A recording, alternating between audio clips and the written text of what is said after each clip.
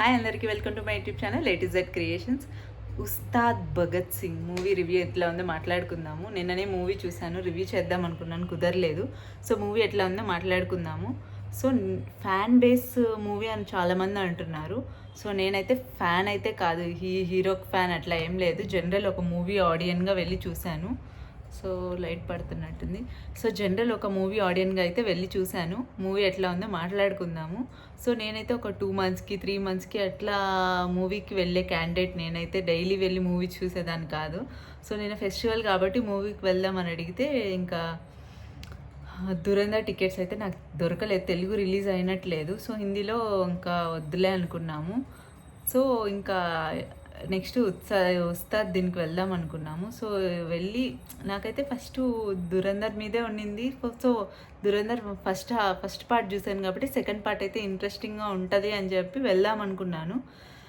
So tickets అయితే లేవు, ఇంకా తెలుగు రిలీజ్ అవ్వలేదు. ఎందుకులే ఇంకా మూవీకి ఇంట్రెస్ట్ లేకుండానే స్టార్ట్ అయ్యి వెళ్ళాను. సో ఇంకా ఎట్లా ఉంటుంది మూవీ అనుకుంటా ఉన్నాను. సో మూవీ చూస్తున్నంతసేపు ఎక్కడ బోర్ అనేది లేదు, అట్లా వెళ్ళిపోతూ ఉంది. అందరూ మూవీ ఫ్యాన్ బేస్డ్ అంటారు, లేదు జనరల్ ఆడియన్స్కి కూడా నచ్చుతుంది. ఆ వింటేజ్ సాంగ్ కోసమైనా వెళ్ళి చూడొచ్చు మూవీ. చాలా డేస్ తర్వాత వింటేజ్ పవన్ సార్ మళ్ళీ బ్యాక్ అన్నట్టు ఉండింది. కొన్ని చోట్లయితే నాకే విజిల్స్ వేయాలనిపించింది, కానీ పక్కన వాళ్ళు ఏమన్నా అనుకుంటారేమో అట్లా ఆపేశాను.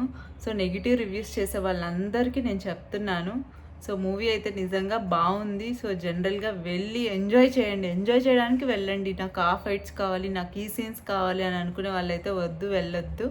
సో మూవీ జెన్యూన్ ఆడియన్గా అయితే చెప్తున్నాను, మూవీ అయితే బాగుంది. అంటే శ్రీలీల గారి అండ్ పవన్ సార్ కాంబినేషన్ బాగాలేదని కూడా చాలా నెగిటివ్ కమెంట్స్ అయితే వస్తున్నాయి, నెగిటివ్ రివ్యూస్.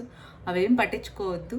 శ్రీలీల ఉండబట్టి చాలా ప్లస్ అయింది మూవీలో. నిజంగానే ఒక 40 మినిట్స్, ఒక 1 అవర్ అంటే తన స్క్రీన్తోనే మనం కొంచెం ఎంజాయ్ చేస్తాం మూవీని. ఆ ట్రాక్